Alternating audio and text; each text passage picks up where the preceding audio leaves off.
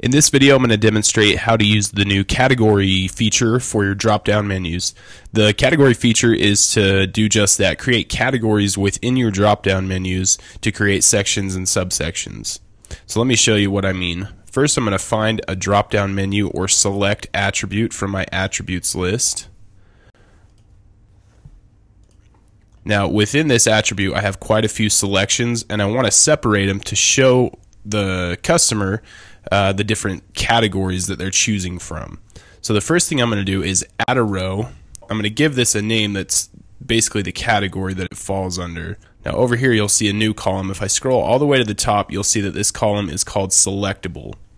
So here you have two options. First you have disabled, and second you have header. So I'm going to choose header this time and show you how this one reacts.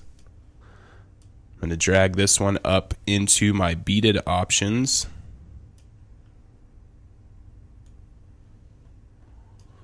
Now I'm going to create a new one for the V-groove options. And I'll drag this one up there.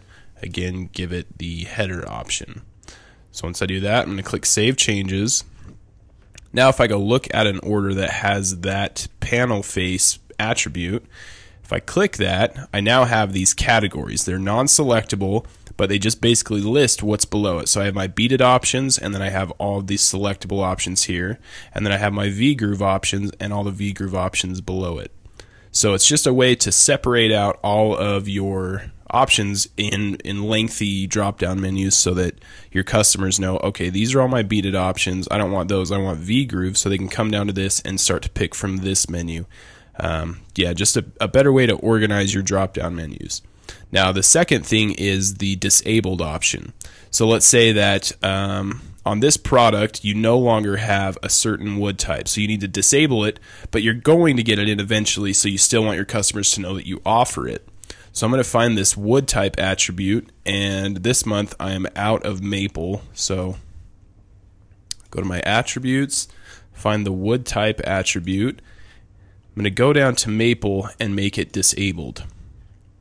Once I click Save Changes, I'll go back to an order and view it. Now if I look at maple, it's going to be grayed out. It's still there. It still shows your customers that you do carry it. You're just out of stock or something like that. So it's non-selectable. So that's the two things that you have. You have category options to show different menus or different items in that menu that are part of a category, and you have disabled options to show that you still carry an option, but it's disabled, like you're out of stock or something like that. So that's how you do both of those.